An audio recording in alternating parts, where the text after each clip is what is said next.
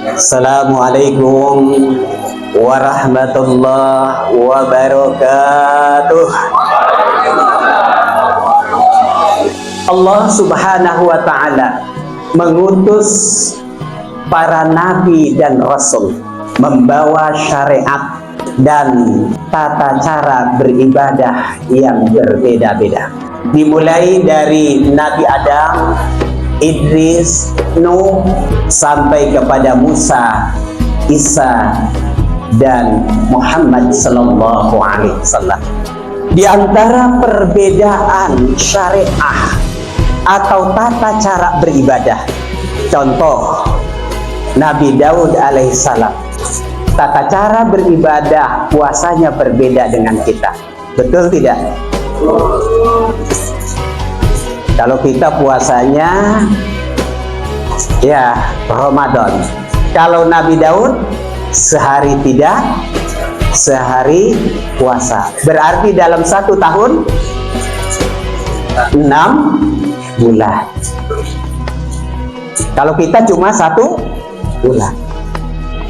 Nah, begitu pula syariat dan tata cara ibadahnya Nabi Musa alaihissalam, menjadikan hari sucinya hari apa? Hari Sabtu. Kalau kita hari Jumat. Dan siapa yang melanggar ya hari suci itu hari Sabtu, maka mereka akan menjadi kunu kirodatam khosiin. Jadilah mereka itu seperti kirdun, kera, dan jadilah mereka itu orang-orang yang merugi. Jadi kalau ya Pak Prof, punten, kalau ada teori Darwin mengatakan bahwa manusia berasal dari kera, sesungguhnya itu salah. Yang ada adalah kera berasal dari manusia, zaman Nabi Musa. Nah, kemudian syariat Nabi Ibrahim alaihissalam kita kenal juga dengan penyembelihan hewan kurban pada saat dikutuk. Nah, maka Nabi Muhammad sallallahu alaihi wasallam ini adalah penyempurna dari seluruh ajaran Nabi dan Rasul, yang ini adalah menjadi rahmatan lil alamin. Di dalam Quran surat Al-Maidah ayat 108 disebutkan, likullin ja'alna minkum syir'atan wa minhaja. Untuk tiap-tiap umat memiliki syariah dan jalan yang terang. Walau sya'allah, sekiranya Allah menghendaki semua ajaran atau syariat itu sama, bagi Allah mudah nggak? Mudah. Tapi apa tujuan Allah menjadikan berbeda-beda itu? Walakin liyabluwakum bima atakum fastabiqul khairat. Akan tetapi Allah hendak menguji umat manusia dengan apa yang Allah berikan kepada mereka, sama tiada lain, agar hidup manusia di muka bumi ini adalah fastabiqul khairat, berlomba-lomba di dalam kebaikan. Seluruh perbedaan syariat, perbedaan tata cara beribadah, esensi dari seluruh ajaran yang dibawa oleh Adam, Idris, Nuh, Saleh sampai kepada Nabi Muhammad SAW itu adalah sama. Semuanya mengajarkan tentang tauhidullah. Bapak-bapak tahu apa tauhidullah?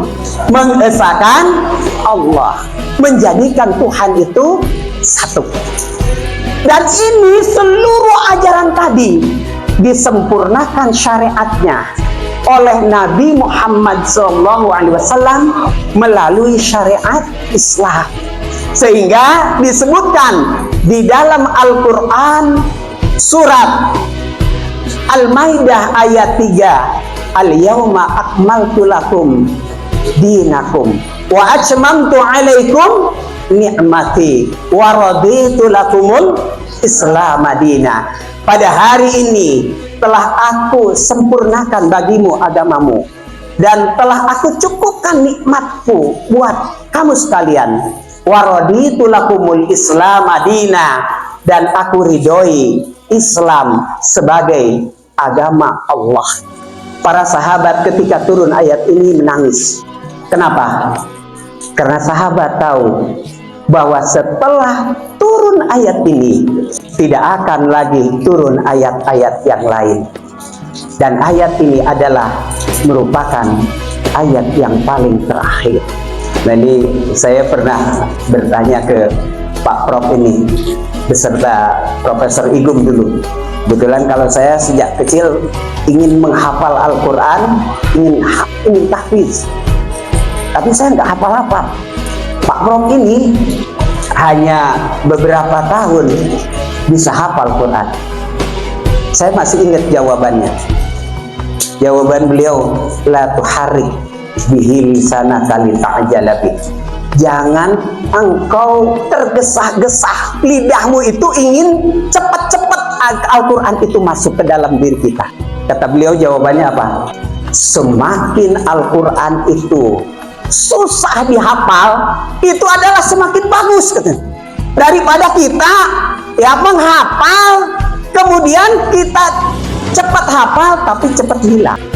Jadi jawaban beliau saya masih ingat betul. Jadi kalau Al-Quran kita ingin menghafal, semakin susah, semakin tidak hafal, kewajiban kita adalah menghafal. Yang memasukkan ilmu ke dalam diri kita adalah Allah Subhanahu wa Ta'ala.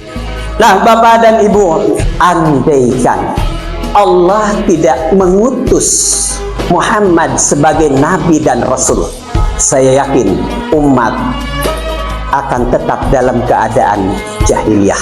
Karena umat tidak mengerti tentang mana yang benar dan mana yang salah. Dan umat tidak akan memiliki pedoman hidupnya, mana yang halal dan mana yang haram. Dengan diutusnya Rasulullah Sallallahu Alaihi Wasallam ke muka bumi, maka Allah hendak mengeluarkan manusia dari jahiliyah, dari kegelapan menuju cahaya yang terang benderang, dari yang tadinya tidak paham menjadi mengetahui mana yang benar dan mana yang salah. Dan dari tadinya manusia tidak memiliki syafaat kelak di yaumil akhir, maka manusia akan memiliki syafaat dari Rasulullah Muhammad Sallallahu Alaihi Wasallam di yaumil akhir. Oleh karena itu, saya ingin menyampaikan ada beberapa misi yang dibawa ke Rasulullah Muhammad Sallallahu Alaihi Wasallam. Catat Ibu Du, pertama, Rasulullah diutus ke muka bumi untuk menyempurnakan akhlak manusia. Innama bu'istu liutammima makarimal akhlak. Sesungguhnya aku diutus ke muka bumi untuk menyempurnakan akhlak. Wa innaka la'ala khuluqin azim. Sungguh Muhammad itu memiliki akhlak yang sangat agung. Aisyah pernah ditanya oleh salah seorang sahabat, ma akhlakun Nabi, dengan apakah berakhlaknya Rasulullah? Kemudian Aisyah mengatakan, yamshil Quran, yamshil Quran. Apa artinya yamshil Quran? Yamshil Quran artinya apa Bapak-bapak? Quran berjalan, Quran berjalan. Maksudnya Quran berjalan bukan berarti Qurannya jalan-jalan terbang atau dibawa oleh kita jalan-jalan. Tetapi Quran berjalan itu adalah seluruh perkataan, seluruh perbuatan yang dilakukan oleh Rasulullah Sallallahu Alaihi Wasallam itu adalah sesuai dengan tuntunan Al-Quranul Karim. Yang kedua, misi kerasulan Muhammad Sallallahu Alaihi Wasallam adalah bahwa Nabi Muhammad sebagai contoh teladan yang baik. Hal ini difirmankan oleh Allah di dalam Al-Quran surat Al-Ahzab ayat 21. Sungguh laqad kana lakum, terdapat di dalam diri Rasulullah Sallallahu Alaihi Wasallam uswatun hasanah, contoh teladan yang baik. Di dalam salah satu buku yang ditulis oleh sarjana barat, kalau nggak salah Michael Hurt ya, dalam bukunya 100 tokoh kepemimpinan dunia, Rasulullah Sallallahu Alaihi Wasallam menempati urutan pertama. Alasannya kenapa? Ada yang baca nggak? Alasan kenapa Rasulullah menjadikan urutan pertama? Satu, kepribadian beliau adalah kepribadian terbaik. Kenapa? Muhammad itu adalah ana basyarum mislukum yuha ilayya. Aku ini adalah manusia seperti kita juga, tetapi bedanya apa? Kalau aku salah langsung ditegur dengan adanya apa? Wahyu.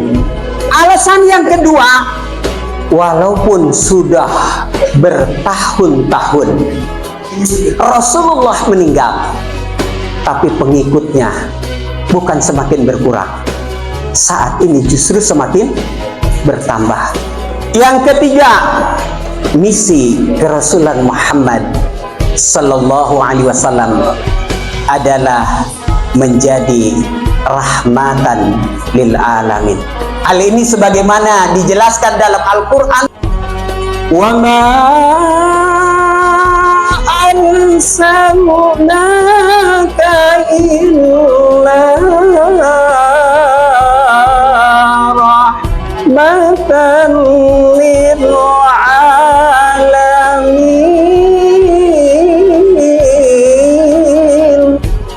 Dan tidaklah semata-mata kami mengutus engkau Muhammad kecuali menjadi rahmat bagi seluruh alam.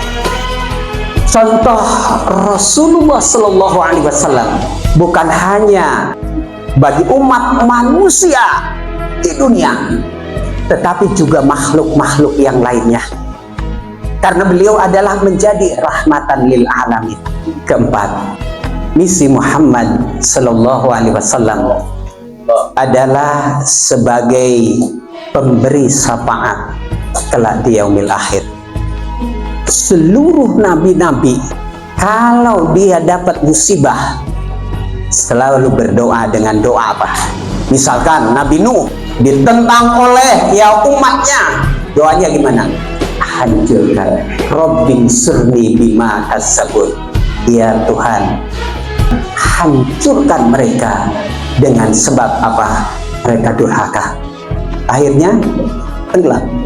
Kemudian Rasulullah Sallallahu Alaihi Wasallam adalah nabi dan rasul yang dipilih untuk menyempurnakan akhlak, sekaligus menjadi rahmatan lil alamin, dan sekaligus menjadi pemberi syafaat.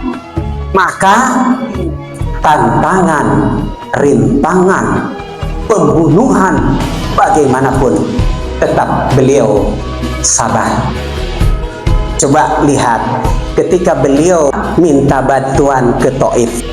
Pada saat di Taif bukannya dibantu, malah apa? Dilempari dengan batu sampai muka beliau bercucuran darah. Apa doa beliau?